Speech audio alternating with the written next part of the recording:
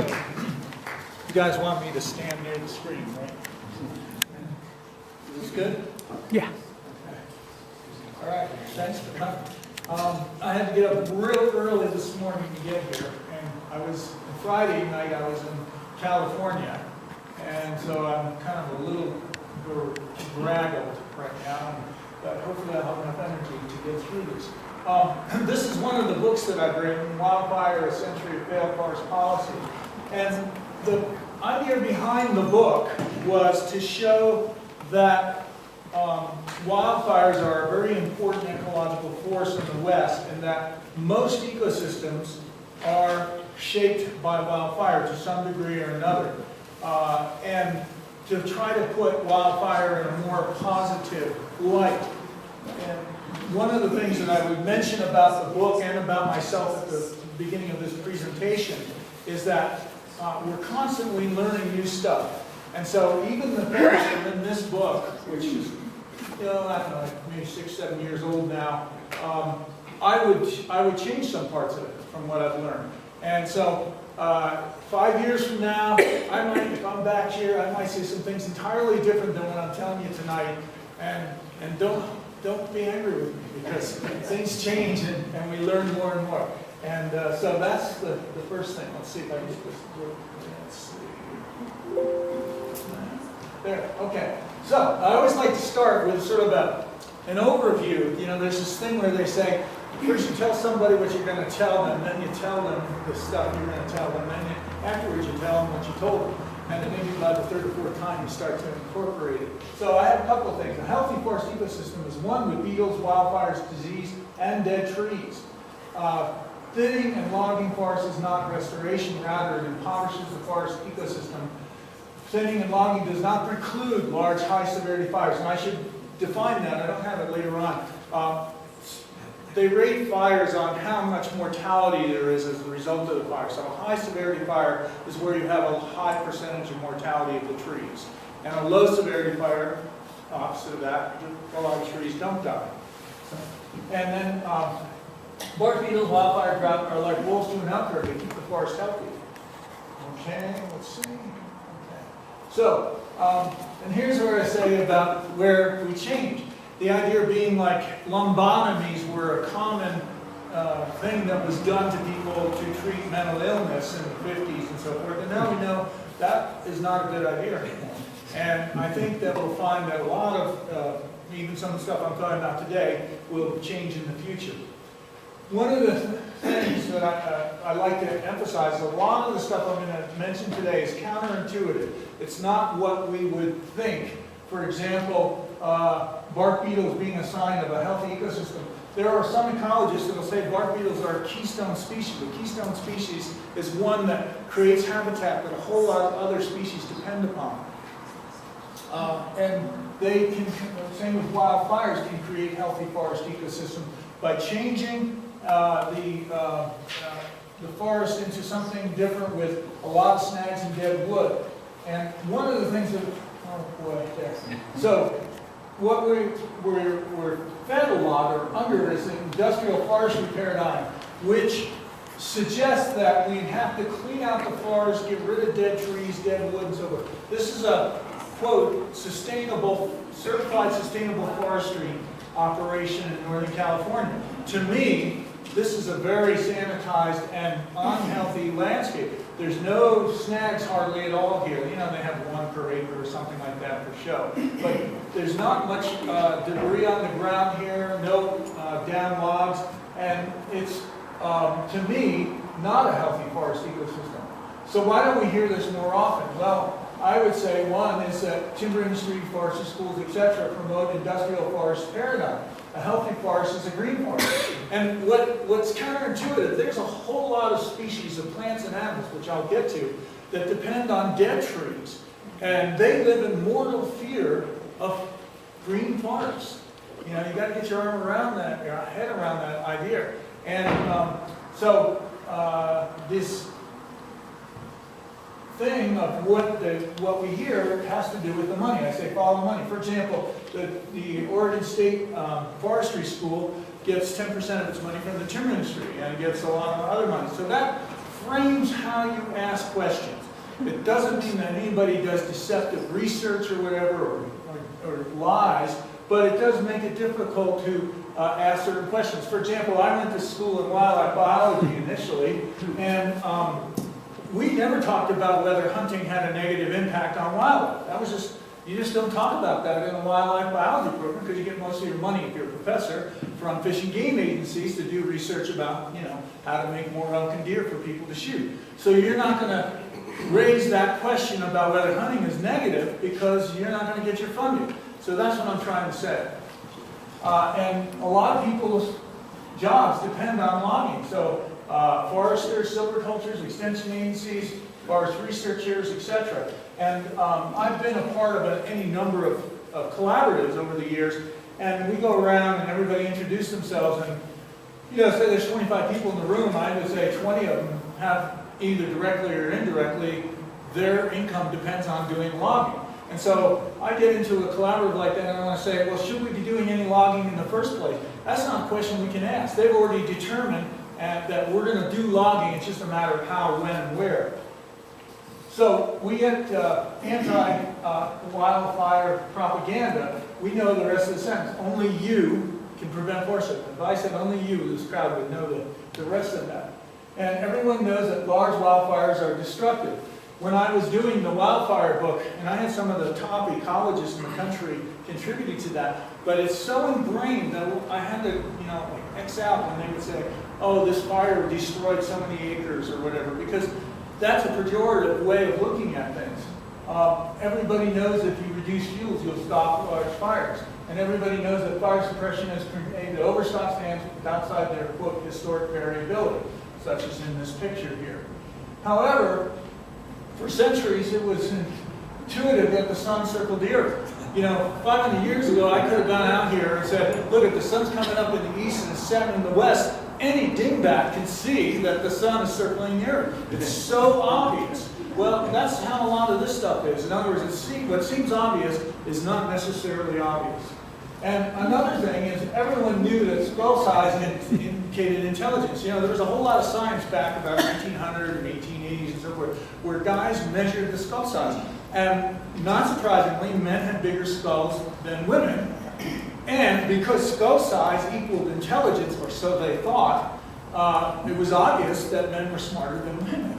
And I put this in here to show that it's, again, the guys that were doing the measuring were measuring inaccurately.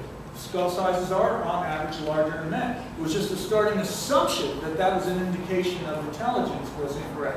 So keep that in mind. There's a lot of that.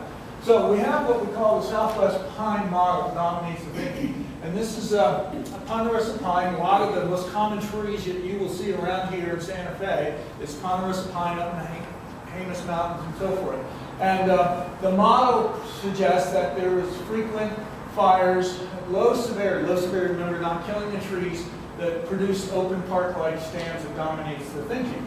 Now the problem with this, and there's several problems with it, I can't remember what my slide, I keep changing my slideshows every time, so I don't know what the next slide is. So I'll mention this, and maybe the next slide we'll get to, maybe it won't. But where they've looked at this in other parts of the country, they found that even in ponderosa pine, this model doesn't necessarily apply. For example, in Colorado Front Range, 80% of the ponderosa pine there are characterized by high severity fires. So the assumption that all the ponderosa pine have the same kind of fire regime, even within a forest type, is not necessarily the same. And depending upon where you are, I know, I should also say here, I know the least about this part of the country because I've spent most of my life in Montana and Idaho and Washington and Oregon and Alaska and California. Those are the states that I know the best. And I've lived in all those states at different times. But this is Northern Rockies showing western Montana and Idaho. And the red is basically, they call it dry Montana, it's basically our ponderosa pine zone. And as you can see, in this part of the world, it's a very small percentage of the land. And of this land, a lot of it's a private land.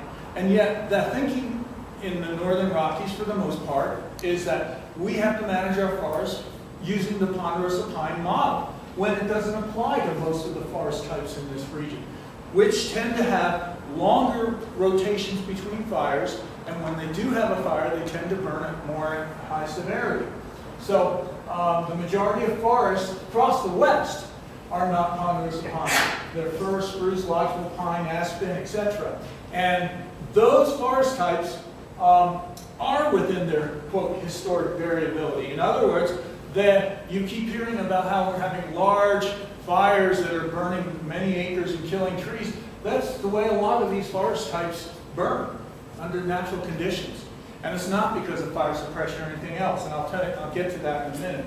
But if you look at all these different plant communities, from some Douglas fir like West Slope on the Cascades, spruce forest, white and black up into Alaska, aspen, chaparral, fir forest, sagebrush, juniper, a lot of these have much longer fire periods between them. So what happens when there's no fire? Well, you get stuff, fuel building up, if you want to call it fuel, and when you finally get a fire, you get a fire with higher mortality.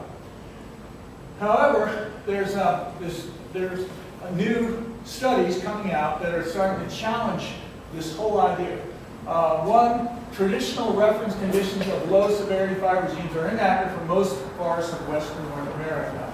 And instead, most forests appear to have been characterized by mixed severity fire that include ecologically significant amounts of weather-driven high severity fire. So this is an important point. The whole characterization that we shouldn't have forests that die in fires is inaccurate for most forest types across the West. Here's a map of California. Fire rotation is time it takes to burn a specific area of a landscape. Most of California has long rotations greater than 100 to 300 years. Now, some of this is desert out here where there isn't hardly anything to burn. And then you have a lot of chaparral. This is the highest frequency of rotating fire. But you can see that a lot of the Sierra Nevada, which is this area through here in Northern California, has very long rotations between fires. And so we've just had a bunch of big fires in California, Santa Rosa and some other towns burning down. And everybody's saying, oh, it's because of fire suppression. It's not fire suppression. That is the natural way fires burn in that part of the world for the most part. So most forest types are moister, higher elevation forests, have long rotations. For example, this is lodgepole pine in Yellowstone Park, where the average fire rotation is between 200 to 500 years. And as a result, anything that we've done, quote, fire suppression, hasn't made any difference because the rotations are so long. And there's another factor going on that hardly ever gets mentioned, and that's the influence, and I'm going to have a lot of talk about this. This is one of the things I studied in graduate school, is the effect of climate and weather on fires. And in the years between 1935 and 1988, there were no significant fire years in the West. And this coincides with the period of successful fire suppression. If you talk to people, they'll say, well, you know, we had successful fire suppression and the fuels built up, and then suddenly, you know, in the 1990s and so forth, we started having large wildfires because we had all this fuel buildup. Well, actually, you had fuel buildup because it was too moist and cool to burn. This is a chart showing, starting here at 1900, going through to just about 2010 is where it stops. But the length of the line shows you how many acreage burned in any particular year. And this whole middle part of the last century was cooler and moister due to offshore currents off the coast of the West Coast that kept the moisture down. Well, what happens if you don't have hot, dry weather and with wind and so forth? What you get is ignitions that don't start very easily, and if they do, they go out. So this is our successful fire suppression period. And I would argue that's because nature was really good at putting out fires. And we take credit for it. So I want to show you that there's different levels of variability in the weather and climate that influences fire over time. For example, back at what they call the medieval warm period, you can see we had some extremely warm, dry periods. In fact, this is the time period when the Anasazi Indians abandoned their cliff dwellings up north in Colorado and Utah and so forth and moved down here to the Rio Grande River because it was extremely warm and dry and droughty. There were huge wildfires during that time. And then you can see that we got wetter and wetter through here, a little ice age and so forth, and then it starts to rise again, probably more than anything due to climate change by humans induced in it. But the point is that the weather and the climate really influences how fires burn over periods of year to year, as well as decade to decade, century to century, and that variability, in fact, is even by tens of thousands of years. And there's different things influencing. For example, one, the tilt of the Earth every 17,000 years tilts closer to the sun and it moves away from the sun. Well, during those time periods, we tend to have warmer weather. So at various periods, you can see what happens. So what happens if you don't have extreme weather conditions? Well, not much. The whole idea that fuels are going to drive fires, go to the Olympic Peninsula. It's got the wettest climate in the west coast, and there's tons of biomass here. This is all fuel here in most people's eyes, but we hardly ever get a fire. We do get fires there, like in the medieval warm spell, they had fires there, but usually you don't if it's too wet and dry. So you have to have the right ingredients. I remember when I was trying to learn how to drive a car, I had a whole lot of time trying to drive a stick shift because I couldn't get it straight. I had to turn the ignition, and then I had to push in the clutch, and then I have to shift the gears, and then I have to push on the gas. I have to do all that at the same time, and I was always stalling out. And the point of that is in order to drive a car with a stick shift, you have to be able to do all those things together. And it's the same thing with a wildfire. If you don't have the right conditions, you're not going to get a large fire.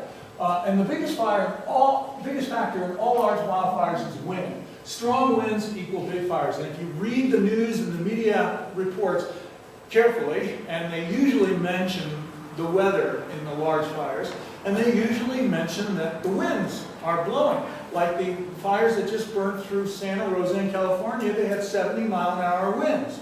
Now, what does 70-mile-an-hour wind do? Well, it's really important because the wind is not linear in terms of how it spreads fires. So a 15-mile-an-hour wind will spread fires this fast, and a 20-mile-an-hour wind is exponentially much faster. So imagine what a 50 or 60 or 70-mile-an-hour wind does to the spread.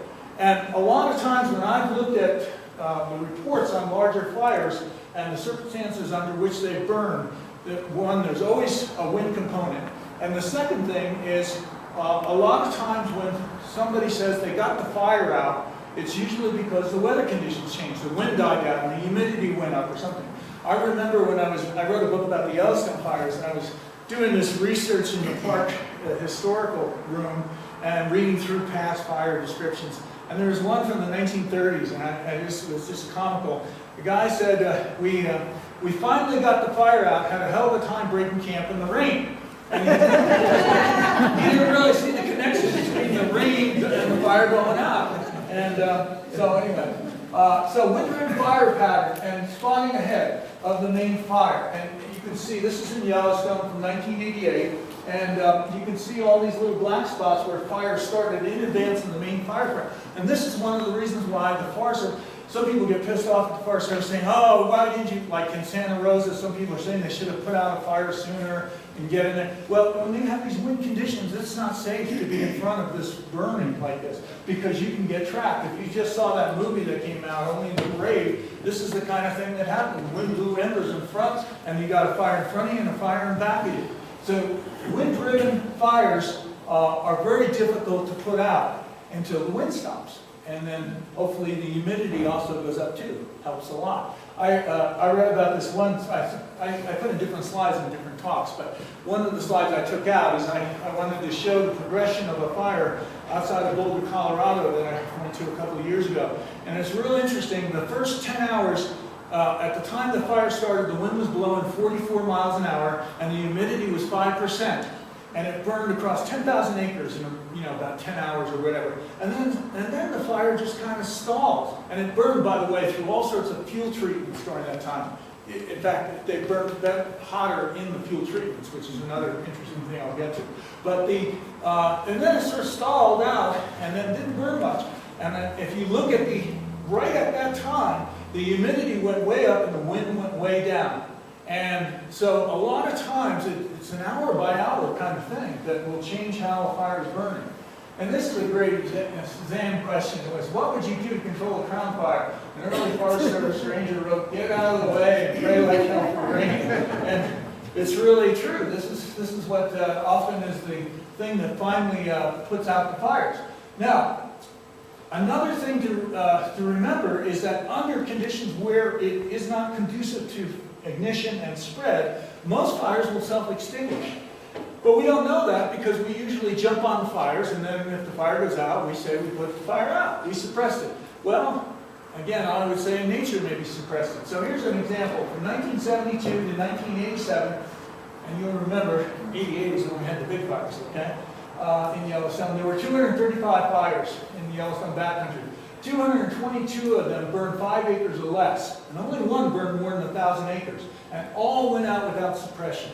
So they self-extinguish. But the important point is that most fires are very small. If you just leave them alone, they don't go anywhere. They go out if the conditions aren't good for fire spread. And then 1988 comes along. So you can't tell me that in 1987 there was all this fuel that didn't exist, and suddenly in 1988 there was all this fuel that it suddenly appeared, and now we have a fire that burns 1.5 million acres. The difference was the weather and climate was not conducive to fire spread in those previous years. Here's some more statistics that are pretty interesting. This is for the Rocky Mountains between 1980 and 2003. There were 56,000 fires that burned 9 million acres, and 98% of these fires burned less than 500 acres and accounted for only 4% of the area burned. Why is this important? Again, it gets back to the point that most fires go out on their own. They don't burn very much because they're burning under low to moderate fire conditions. But when you have extreme fire weather, sometimes it's called red flag conditions, where you have the wind, you have the low humidity, and so forth, you can't stop the fires until the weather changes. And most of the fires that we hear about are burning under those conditions because the vast majority of them don't burn very much. Only 2% of all fires account for 96% of the acres burned, and 0.1% were responsible for half of the acres charred. So those are the fires, that we all know the names of. You know, the Biscuit Fire in Oregon, the Los Conchas, is that how you say it? Fire here? Los Conchas fire here. The fires that we know the names of, and for every one of those named fires, there's 1,000 other small fires that go out on their own or we put out real easily. So, and it's critical to understand that the ecological work done by fires is achieved by a very small percentage of all blazes. And so I find some people, fire ecologists, they'll tell you, just like I'm going to tell you why wildfires are a good thing, but the thing is the fires that are doing the ecological work are these big fires. And another thing that's important, when I say big fires, I don't like to use words like catastrophic and all that, I think it's pejorative. But a big fire, let's say a 100,000 acre fire, within that perimeter of that 100,000 acres, some of it's going to look like this, but a whole lot of it will be unburned or only lightly burned. And I've looked at statistics for all sorts of large fires and found this to be true, that the vast majority of the high severity fires are actually a small amount of it that's actually burned at high severity. And so you get a mosaic, patchy thing. This is the picture I got of for doing this talk, the Las Conchas fire. And you can see there's some perfectly untouched here, some high severity in here, and some mixed severity and so forth. And that's the typical pattern. And a lot of it has to do with hour by hour, minute by minute conditions, or sometimes topography and other things that will affect the fire. Thus, if you believe fires are important to forest ecosystems, you have to support and tolerate the occasional large fire. Here's aspen coming in after fire. And it's one of the things about aspen, for example. Aspen does really well after a high severity fire. And a lot of the aspen you see in the Rocky Mountains here are the result of past high severity fires. And sometimes it's really amazing, like this particular place is in the Boulder White Cloud wilderness of Idaho. And I had some pictures I took of the same general area before. You didn't even see an aspen out here. It was all conifers. You wouldn't even know there was aspen. There was just some aspen kind of hanging on there. And as soon as the fire came through and killed the conifers, then the aspen came back like great guns. The other reason this is important has to do with fire policy. The fires that fuel reductions may reduce are those burning under low to moderate fire weather. So this is a very important point. We're spending a lot of money. There's legislation in Congress. The whole assumption is if we did more prescribed burning, more thinning, and so forth, we could stop these large fires. And what I'm trying to tell you is we can't. And there's more and more research suggesting that that's accurate. Now, you'll hear anecdotal things. Oh, well, the fire stopped at this particular fuel reduction or whatever. And it's not to say that didn't happen, but chances are there was something that changed, the weather or the humidity or whatever. But it can happen, just like I can probably find a 99-year-old grandmother who smoked 3 packs of cigarettes a day and didn't die from cancer. But statistically speaking, that's the odd person out. So the majority of acreage burned by wildfire in the West occurs on very few wildfires under extreme conditions. And under these extreme conditions, suppression efforts are largely ineffective. And there's a couple other reasons why I'll get to in a minute. And so these are the fires we want to control. That's the Biscuit Fire, the Rim Fire that burned by Yosemite a couple of years ago, the Los Conchas fire and so forth. But they burn under extreme fire conditions, and under extreme fire conditions we can't stop them. Fuel reductions are ineffective and inefficient, according to a number of Forest Service researchers. Jack Cohen has done a lot of studies on what causes houses to burn down. This is a Walden Canyon fire in Colorado. I linked to that. And you can see there's green trees all up here. The fire never even reached this town. It was burning embers driven by the wind that set the houses on fire, and the houses burned down. And they get like dominoes, and I'll get to that. I got some cool pictures of that in a second. Anyway, we investigated the relationship between protected status and fire severity. And what they found is fires with higher levels of protection, like wilderness and parks, had lower severity values, even though they were generally identified as having the highest overall levels of biomass and fuel. Now, they looked at 1,500 fires. This is a review piece. In other words, there might be some exceptions in there, but in general, if you were to look, you'll find that protecting an area, not logging and not doing all this manipulation actually reduces fire severity. And they were not in a position to, they hypothesized what it was, but they weren't able to research. Their hypothesis is that where we have all the active management, we get more splash on the ground, we get the forest stands get opened up so they're more exposed to wind, which is a big factor. They dry out sooner, which is a big factor. In fact, a lot of the high severity fires that have been, at least in my neck of the woods, tend to not burn as well in the most dense forest stands, because it's cooler and moister in there, and it takes a lot longer for it to dry out. Another thing that you have to remember is what's burning in a fire is the flashy fuels. That's why we get snags left over. So dead trees don't burn as well as live trees under the extreme fire conditions, because they don't have all the needles and cones, and these needles and cones are full of flammable resins. And so when you have the extreme conditions, like in Yellowstone in '88 is a good example, the internal moisture of the trees in Yellowstone got down to 1 to 2% moisture content. Kiln-dried lumber is like 14 to 15% moisture content.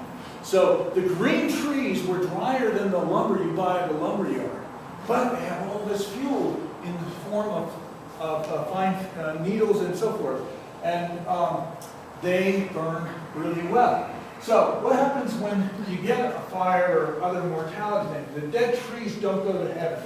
And they're critical, and I'll give you some reasons why. They're a biological legacy that helps the next forest regenerate, and also is important for a whole lot of wildlife. For example, and the thing to keep in mind is that it's an episodic input. In other words, you have background mortality all the time, but you have, in a lot of these ecosystems, you might have a large fire of 200 or 400 years, and then you get all of this dead wood, and that's the whole allotment of dead wood for the next couple hundred years. And then you wait around for the next beetle epidemic, and I hate the word epidemic, I use that word because I don't know what else to call it, but a lot of beetles killing trees or fire or whatever, and then you get more input of down wood. And they're really important because they last for hundreds of years sometimes, especially in these drier western climates. And if they're burnt and charred, they last even longer because charcoal is resistant to decay. And the mortality, how a tree dies, really affects its trajectory after that. And that's a really interesting thing. Different plants and animals depend on